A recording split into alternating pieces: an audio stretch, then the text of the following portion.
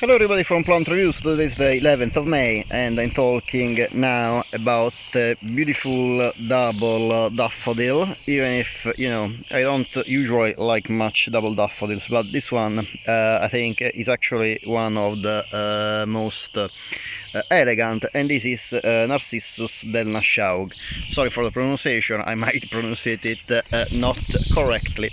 Anyway, this daffodil is a Narcissus in the group 4, so Narcissus Delnashaugh, and the group 4 is the group to which in the daffodil classification belong the double narcissi or double daffodils, so the ones that in addition to have as usual the 6 tepals of the perianth and the cap, they have additional extra floral segments, so parts that are either similar to the tepals and they are called petaloids, and also parts that are similar to the corona, to the cap of the daffodil, that are the cap segments indeed.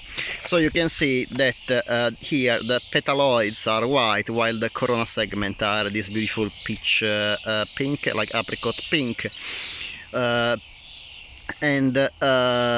So you can see that the segments of the tepals and the segments of the corona kind of mix together, giving this almost rose, well, double rose shaped, this cockade shape. I think, yeah, the English name is cockade shaped daffodil.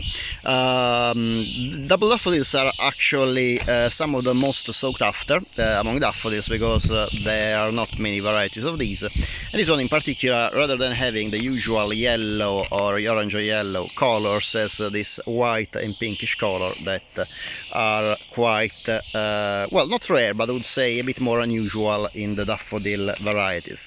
This is a very late bloomer indeed. Today is the 11th of May and there's not many daffodils left in bloom in the season, in mid-spring, and well, we are already in the second half of the mid-spring, towards the late spring. This daffodil Delnashaugh was raised in England by John S.B. and registered in 1978. The seed parent is Kinbrace and the pollen parent is Romance.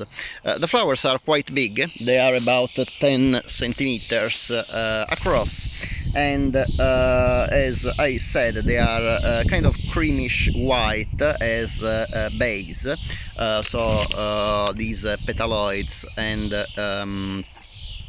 the tepals segments, together with this beautiful apricot pink of the corona and of the extra segment, like the extra petals, so to say, of the cap.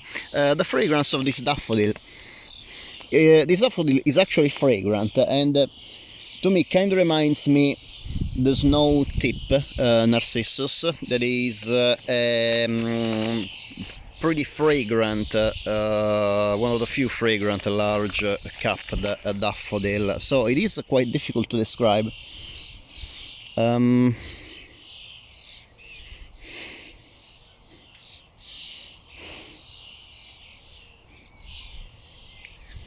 It's kind of, I would say,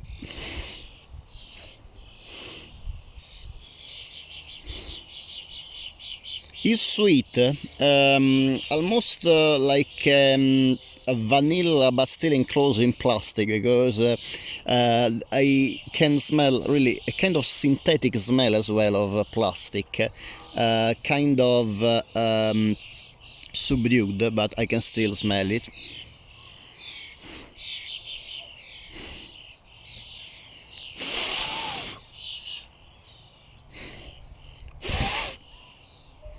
Sorry, I'm blowing because there's lots of insects in these daffodils, probably attracted by the smell.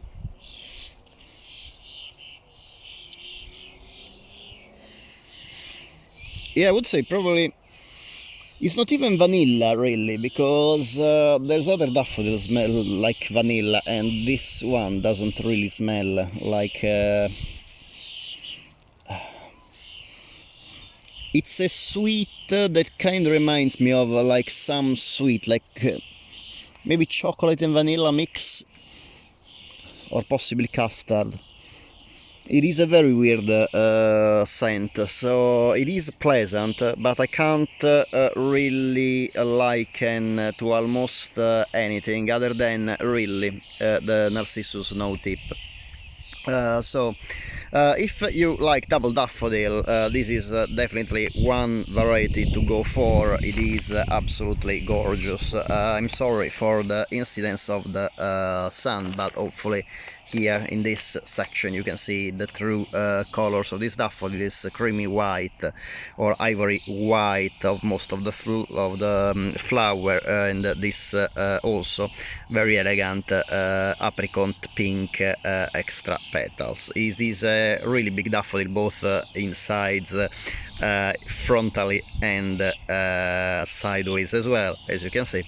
The height of the daffodil is quite a medium height, medium to tall I would say. In my pot it is about 50-55 centimeters tall, so actually yeah, definitely we go to on the upper side of what daffodils usually, the usual standard measure for daffodils. Another feature that I like a lot of these daffodils is that the flower, as you can see, are kept very well above the foliage, so really the flowers stand out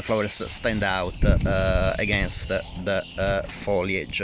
The daffodils, this daffodil, as usual for daffodils, needs to be planted in autumn, about 10 centimeters deep and 10 centimeters apart, unless obviously you have it in a pot like me, in which case you need to pack them a bit more. The bulbs, and you have to be careful in fertilizing them in order to ensure access to the nutrients that in pots are very importantly supplied by obviously the owner, by the gardener, unlike in the open ground where actually plants have access to the nutrients of the field in the ground. Daffodils need to be planted again in autumn, and they will start sprouting the leaves usually between late autumn and winter, blooming according to the species or varieties between autumn and spring. This one in particular, as I said, is one of the latest varieties to bloom in May. The daffodils then will go in a dormancy period, so the leaves will die down. It is perfectly normal between late spring and early summer, and in this case you can then lift the bulb if you want to divide them or if you want to move them somewhere else. Otherwise you can leave them in place, ensuring to not make the soil waterlogged, in particular when the bulb is dormant, because bulbs in general tend to be very sensitive to rotting, but this rotting is even more, the risk of rotting is even higher during the dormancy period where the plants are not active. So very important, a well-drained soil in the site of planting, and obviously and also daffodils in general like full sun or at least partial shade, so they really enjoy some sun. As usual, I hope that you enjoyed the video. Thank you very much for watching. If you like this video, it would be great if you can please give a thumbs up, and if you like this video and the other videos on my channel, it would be great if you can please subscribe. It is completely free for you, but in this way you support my channel and to YouTube, and in turn the YouTube platform can promote my channel and support me to do even more videos. Thank you very much for watching again, and I hope to see you next time. Bye.